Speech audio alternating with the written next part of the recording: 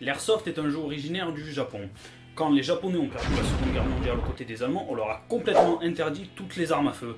Mais pour les collectionneurs, ils se sont mis à fabriquer des répliques d'armes en plastique et par la suite, ils leur ont fait tirer des billes de 6 mm. Pour l'histoire en détail, cliquez sur le lien à ma droite, vous comprendrez comment l'airsoft est né et pourquoi cet homme, Tanio Kobayashi, est une figure emblématique de l'airsoft. Non, ça c'est ta droite à toi. La mienne de droite elle est là, donc c'est ta gauche.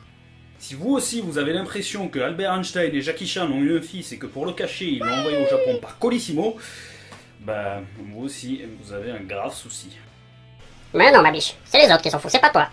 Bon alors première chose très importante, ouvrez bien vos oreilles là, on fait de l'airsoft avec un L l'apostrophe, c'est pas du airsoft, c'est pas le airsoft. Vous prenez pas le avion, vous faites pas de la escalade. Pour vous, c'est peut-être sans importance, mais pour nous, airsofters, ça fait une énorme différence. Notre loisir est déjà bien assez stigmatisé par des reportages mal foutus et des faits divers impliquant une réplique d'airsoft, alors s'il vous plaît, évitez de bafouer le nom de notre loisir et faites-moi une putain d'élision avec une apostrophe. Sans rire, c'est vraiment un truc qui nous met de travers, ça. Bon, alors l'airsoft, ce n'est pas qu'un loisir de geek. Définition. C'est une personne extrêmement pointue dans un domaine précis. À votre grande surprise, il y a un mot dans notre langue qui peut coller à cette définition. Passionné. Continue. Et c'est mon stagiaire là qui rame. Tu attends, t'es gentil. Et toi, allez, grouille-toi là, envoie l'image. Donc, le stéréotype du geek. Vous voyez, je ressemble pas à ça. Paye ta coupe de cheveux. Ensuite, on n'a rien à voir de près ou de loin avec une quelconque organisation paramilitaire. Franchement, si c'était le cas, la 7ème compagnie, ce serait des soldats d'élite à côté de nous. Ouais, ça va, ça va, ça va. Donc l'airsoft, c'est un loisir, une passion. Pour moi, je dirais que c'est comme un jeu vidéo de guerre grandeur nature, là où on utilise des répliques d'armes qui tirent des billes de 6 mm dans le but de sortir son adversaire, c'est-à-dire de le mettre hors jeu. La puissance d'une réplique ne doit pas dépasser 1,9 Joule ou 450 fps.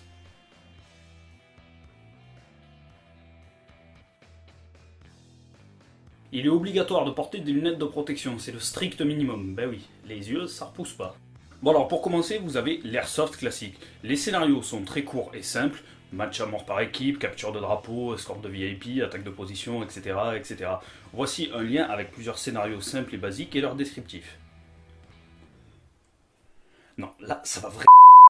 Ensuite, vous avez l'airsoft scénarisé. Les scénarios sont un peu plus longs et complexes, ils durent en général une demi-journée, voire la journée. Ça se passe sur des terrains qui peuvent être quand même assez vastes. Ça s'adresse à des joueurs qui ont déjà une certaine expérience dans l'airsoft. Et vous avez le milsim, c'est de la simulation militaire. Les scénarios durent 1 ou plusieurs jours sans interruption, sur des terrains très vastes. Sur certains de ces terrains, l'utilisation de véhicules est autorisée, voire même conseillée. Ça s'adresse à des joueurs confirmés. C'est surtout de la mise en situation pour vraiment être immergé dans un univers très réaliste, où chacun joue un personnage. C'est comme un jeu de rôle grandeur nature, mais militaire, ou sinon, voyez ça comme de la reconstitution historique, mais récente, là où les participants se tirent dessus avec des répliques d'armes qui tirent des billes de 6 mm en plastique. Je ferai une vidéo sur le milsim, le vrai milsim, parce que beaucoup confondent milsim et partie scénarisée. Comment sait-on quand on a touché quelqu'un, vu que ça ne laisse pas de traces? Un joueur touché se déclare lui-même out. L'airsoft est un jeu basé sur le fair play. Ensuite, question très fréquente, est-ce que ça fait mal? La réponse en image. Paintball, airsoft. Bon, là je suis désolé, je vois qu'un truc là, c'est tape dans la gueule.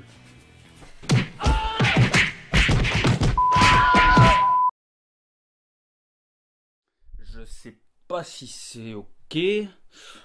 Ah si, voilà, c'est bon. Bon alors, on va finir. De toute façon, bah, l'autre tâche là, il est HS parce que oui, il m'a gonflé mes copieux quoi. Non, tu restes couché.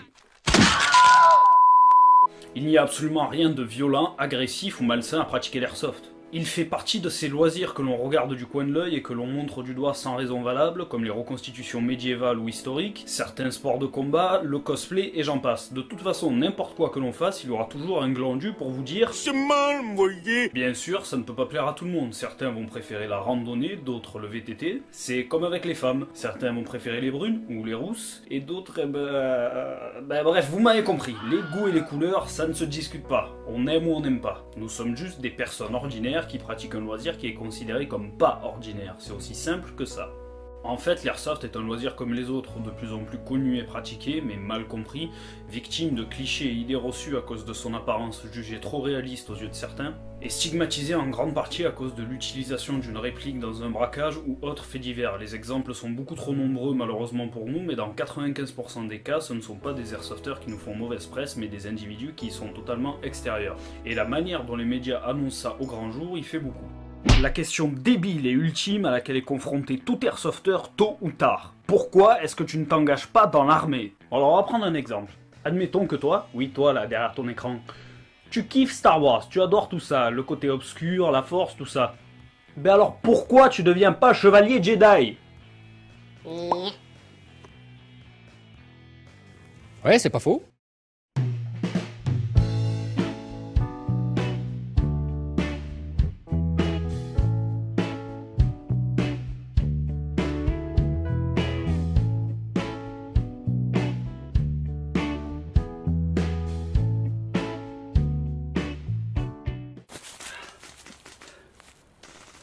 Ah oui, j'ai failli oublier, le plus important c'est de s'amuser, retenez bien ça, l'airsoft c'est juste un jeu.